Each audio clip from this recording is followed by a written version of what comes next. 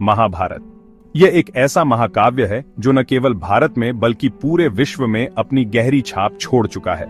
इसकी कहानियां, पात्र और घटनाएं आज भी लोगों के दिलों में जीवित हैं। प्यार, युद्ध और किस्मत की एक महागाथा।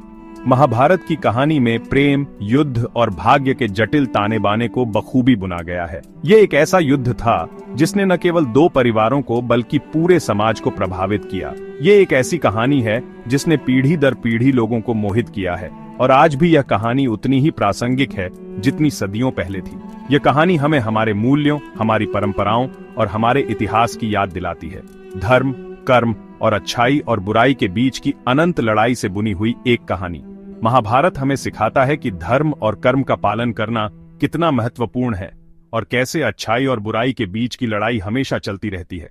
इस महाकाव्य के केंद्र में एक महत्वपूर्ण किरदार है जो इस पूरी कहानी को एक नई दिशा देता है। ये किरदार न केवल कहानी का हिस्सा है बल्कि इसकी आत्मा भी है। एक मास्टरमाइंड जिसकी चालाकी और बदले की प्यास ने ऐसी घटनाओं की एक श्रृंखला शुरू कर दी जो एक विनाशकारी युद्ध में बदल गई। उसकी योजनाएं इतनी जटिल और गहरी थीं कि उन्होंने पूरे महाभारत की दिशा बदल दी।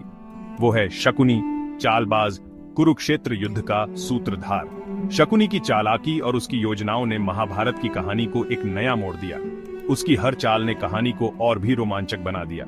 महाभारत में शकुनी की उपस्थिति बहुत बड़ी है और उसकी हरकतें कहानी के हर मोड़ पर दिखाई देती हैं। उसकी चालाकी और उसकी योजनाओं ने कहानी को और भी जटिल बना दिया।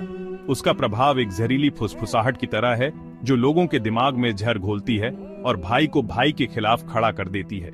उसकी चालों ने न केवल परिवारों को बल्कि पूरे समाज को विभाजित कर दिया। वह एक ऐसा व्यक्ति है जिससे लोग नफरत भी करते हैं और दया भी, क्योंकि उसकी कहानी केवल एक खलनायक की नहीं है बल्कि एक ऐसे व्यक्ति की है जो अपने जीवन की कठिनाइयों और संघर्षों से जूझ रहा है। एक दुखद खलनायक जो बदले की अपनी प्यास में डूबा हुआ है। उसकी कहानी हमें यह सिखाती है कि कैसे बदले की भावना एक व्यक्ति को पूरी तरह से बदल सकती है और उसे विनाश के रास्ते पर ले जा सकती है। उसकी कहानी नफरत की विनाशकारी शक्ति और धर्म के मार्ग को चुनने के महत्व की एक कठोर याद दिलाती है।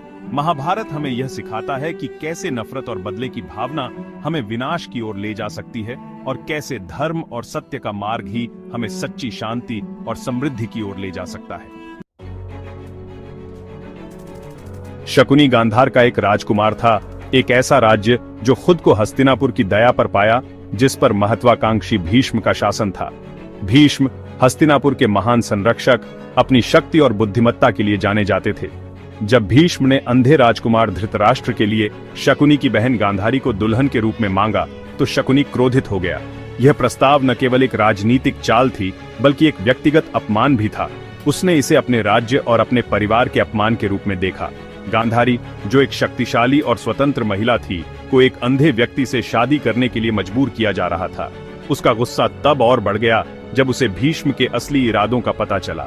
भीष्म का उद्देश्य केवल धृतराष्ट्र के लिए एक पत्नी खोजना नहीं था बल्कि हस्तिनापुर के सिंहासन को सुरक्षित करना था। भीष्म ब्रह्मचर्य के अपने व्रत से बंधे अपने अंधे भतीजे के लिए सिंहासन चाहते थे। वह जानते थे कि धृतराष्ट्र के पास दृष्टि नहीं थी, लेकिन शाली था अब केवल खंडहरों में ही पाया जा सकता है। शकुनी की योजनाओं का केंद्र उसके पासे थे, जो उसके प्यारे पिता की हड्डियों से बने थे। ये कोई साधारण पासे नहीं थे, वे एक काले जादू से प्रभावित थे, एक भयावह शक्ति जो शकुनी की इच्छा का पालन करती थी। इन पासों से वह खेल को नियंत्रित कर सकता था, बाधाओं में हेरफेर कर सकता था और अपने लिए जीत और अपने दुश्मनों के लिए बर्बादी सुनिश्चित कर सकता था। पासे शकुनी की चालाकी का विस्तार बन गए, कौरवों पर उसके कपटी प्रभाव का प्रतीक। वे भाग्य के विकृति का प्रतिनिधित्व करते थे, व्यक्तिगत लाभ के लिए भाग्य का हेरफेर। हर रोल के साथ शकुनी ने पांडवों पर अपनी पकड़ मजबूत की, उन्हें उनके विनाश के करीब चूर कर दिया।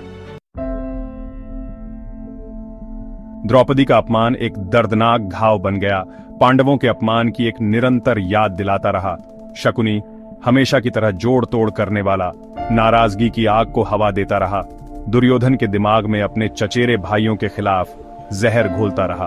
उसने संदेह और शंकाओं को फुसफुसाया। कौरव राजकुमार के भीतर पहले से मौजूद ईर्ष्या और घृणा के बीजों का पोषण किया। दुर्योधन अपनी महत्वाकांक्षा से अंधा और शकुनी की चालाकी से छेड़छाड़ कारण देखने से इनकार कर दिया।